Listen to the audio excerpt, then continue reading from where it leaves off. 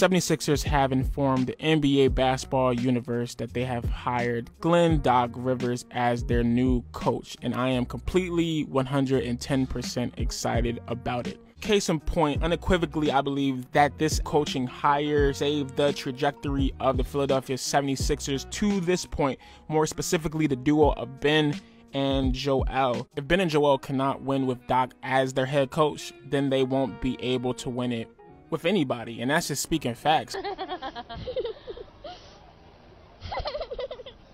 A big what's up to everybody. Welcome back to the channel. If you have read the title of this video, you should already know what we are going to be talking about today, and that is the head coach of the Philadelphia 76ers, Mr. Glenn Rivers. No, we're not calling him Doc no more because his nickname privileges have been revoked.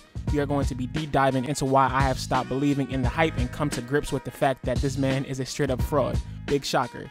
Who knew? Now, before we begin, I just want to make it crystal clear. I still believe Rivers is a good coach, more specifically a good regular season coach, because there's no denying his accolades. In over 20 years as the head guy on an NBA coaching staff, he has around 59% wins, 12 Coach of the Month awards, 1 Coach of the Year award to his name. He has coached multiple all-star teams and has a championship, culminating having 10 most wins as a head coach in NBA history. And even with all of that to his name, the Bull is still highly overrated in my opinion. Now, yes, I understand. 11 months ago, I was that Bull who was hype as hell for this man's hire to our team, thinking that he was going to take us to the promised land. But today, I will humbly take those L's. It ain't no problem. I sat and watched the Sixers blow 2 18 and 26-point leads in consecutive playoff games, dog. Not to mention, the future of the team might be in jeopardy because somebody wants to leave early because his feelings got hurt.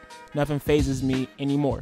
God damn. Glenn Rivers. Bring that ass here, boy. So let's just look at the concrete facts, yo. Rivers has coached the most Game 7s in NBA history at 15 games, and he has lost more than half of them, going 6-9. In addition, he has the most 3-1 chokes in NBA history at 3. Do you understand how hard it is to actually lose while up 3-1? That's like what happened to Thanos. The first one was in 2003 when he was coaching the Magic led by T-Mac, and he lost to the Pistons. Now, I'm going to give him an actual pass on this one somewhat just because the Magic was 8th seed and those Piston teams were, you know, beastie. So, The next one, 2015, as a head coach of the LA Clippers, and he coached against the Rockets. Now, this Clippers team was with CP3, right? Them boys had a squad.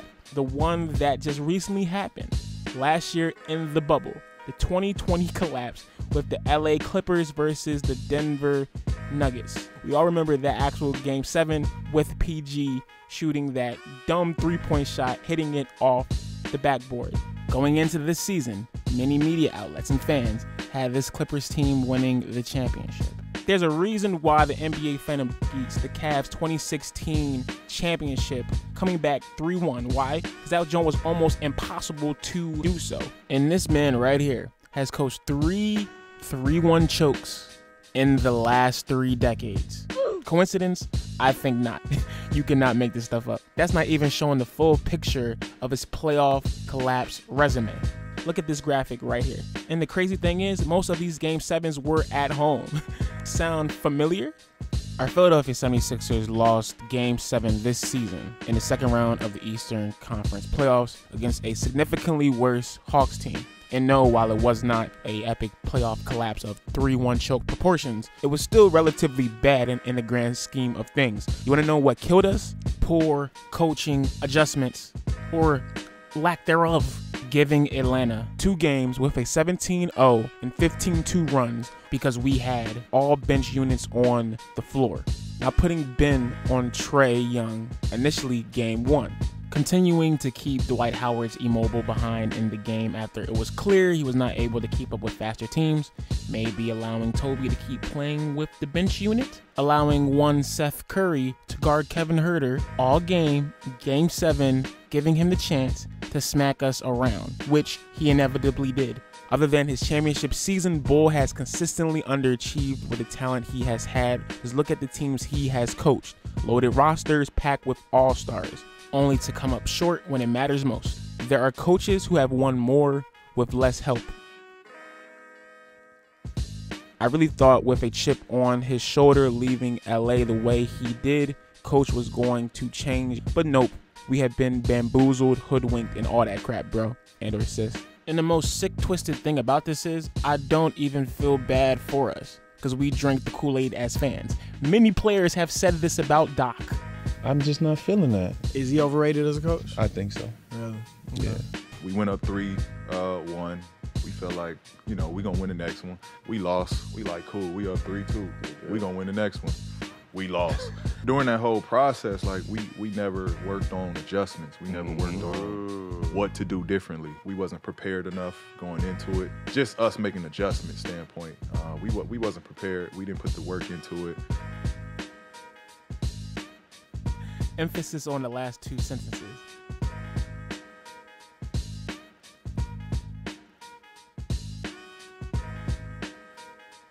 But you know what got me mad the most? Like, honestly, what got me the most annoyed is the fact that he came here promoting accountability, saying that he was going to be the accountability police of this team to get us over the hump.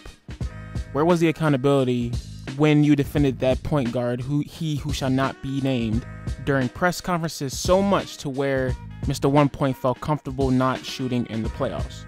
Only to cast your actual doubts on national television, not only putting Mr. 1 Point in his feelings, but lowering his value to where Morey and Elson Brand and company at the present moment can't get comparable pieces back. It's just dumb. Like, this is your coach, ladies and gentlemen. This is your coach. Imagine if Glenn was never given the opportunity to coach a 66 2008 Boston Celtics team that would eventually go on to win the championship. Would he be glorified the way he is today? Not many Bulls know that before the Big Three came together, Boston had 2 straight losing seasons under Rivers, and he was more than likely going to get fired the next season. So take what you want from this video. I mean, like, he's obviously a good coach, but in the grand scheme of things, when it matters, when the games really are on the line, this Bull is a straight up fraud. So 76ers are screwed. We are really screwed, bro. It's a damn shame. Honestly, it seems like we hired a more accomplished black Brett Brown, and that's crazy. There's an old saying in Tennessee, I know it's in Texas, probably in Tennessee, that says, fool me once, shame on you. If fool me, we can't get fooled again.